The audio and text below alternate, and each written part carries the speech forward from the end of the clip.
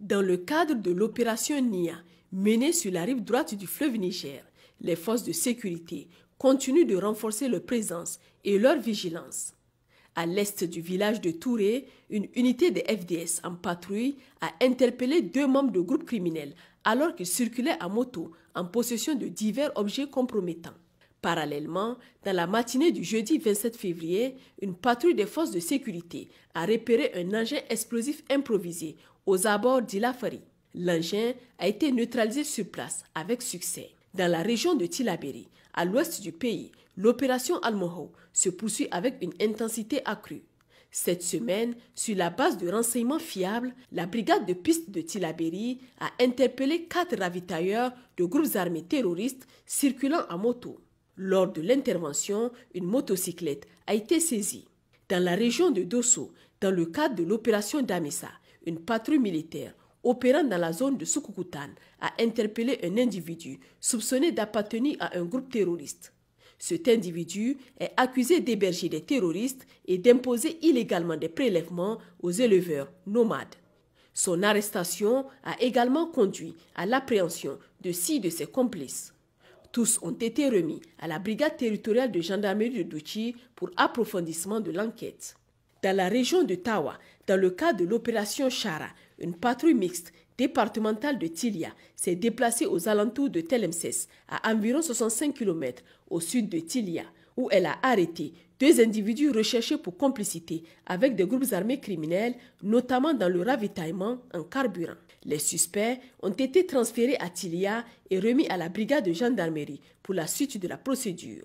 Au centre du pays, dans la région de Maradi, en milieu de semaine, une patrouille de l'opération Yerda a intercepté un véhicule à un point de contrôle situé sur l'axe Zangarewa-Souloulou. Ce véhicule transportait 65 bidons de 25 litres d'essence.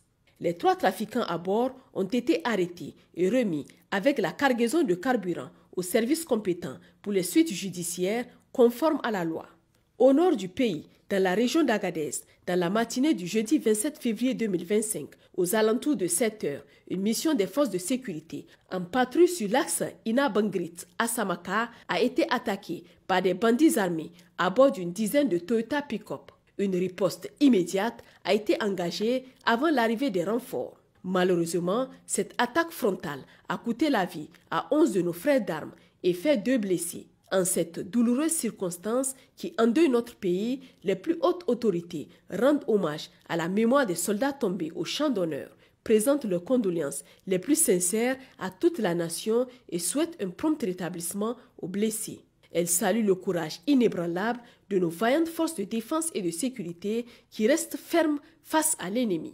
À l'est du pays, dans la région de Difa, au sein de la zone de défense numéro 5, dans le cadre de la lutte contre les réseaux d'approvisionnement des criminels armés, les patrouilles menées par nos unités continuent de porter des coups significatifs. À Chétimari, 2 ravitailleurs, dont une femme, ont été arrêtés alors qu'ils transportaient à bord d'une charrette 250 kg d'engrais et un bidon de 25 litres d'essence. Par ailleurs, à Chétimari-Chédiri, 2 autres terroristes identifiés ont été interpellés en possession d'une moto, 2 plaques de gilet pare-balles, 2 tasses d'engrais, un onduleur, des fils électriques en aluminium de moyenne tension et 3 litres d'essence.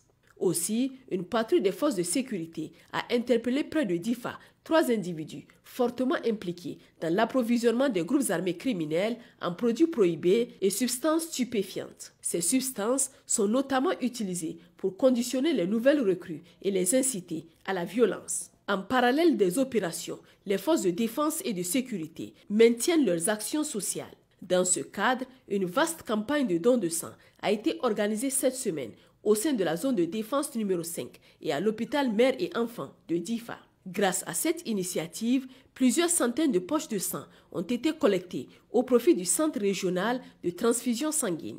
Dans la ville de Niamey et ses environs, les éléments de la brigade d'intervention et de recherche de Niamey ont intercepté 2 véhicules Toyota Land Cruiser à une vingtaine de kilomètres du poste de contrôle routier de Hamdallaye. Ces véhicules transportaient des produits pharmaceutiques introduits clandestinement depuis le Nigeria. Les convoyeurs ont réussi à prendre la fuite, mais l'ensemble de la cargaison a été saisi. Après inventaire, il a été recensé 110 cartons de divers produits pharmaceutiques, dont la valeur marchande est estimée à 57 752 700 francs CFA. Sur un autre registre, le jeudi 27 février 2025, le chef d'état-major des armées, le général de brigade Moussa Salaw Bormou, a présidé l'ouverture officielle d'une nouvelle salle de sport au sein du local des états-majors des armées terre et air, destinée aux cadres militaires officiers des états-majors des armées, de l'armée de terre et de l'armée de l'air, ainsi qu'aux officiers en transit à Niamey. Cette installation moderne vise à renforcer leur préparation physique et mentale. Dotée d'équipements de pointe, cette salle permettra aux militaires d'améliorer leur endurance, leur force et leur agilité, des qualités essentielles à l'accomplissement de leur mission de défense et de protection de la nation.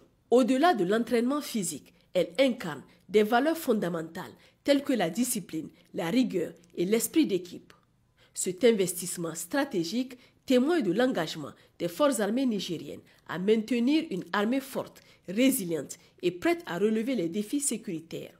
Chers concitoyens, en ce début du mois béni du Ramadan, l'ensemble des forces de défense et de sécurité adresse ses vœux à la communauté musulmane, lui souhaitant de vivre pleinement ce temps d'adoration et de piété. Nous vous invitons également à invoquer Allah subhanahu wa ta'ala afin qu'il répande sa miséricorde sur le Niger et le guide vers la victoire face à ses adversaires, qu'ils soient internes ou externes. Par ailleurs, les forces combattantes réitèrent leur engagement à défendre le Niger et sa population contre toute menace. La coopération des citoyens demeure essentielle pour garantir et renforcer la sécurité nationale. En cas d'urgence, veuillez contacter les lignes vertes. Pour les forces armées nigériennes, le 40-40. Pour la gendarmerie nationale, le 40-00. Pour la garde nationale du Niger, le 280. Pour la police nationale, le 83-83.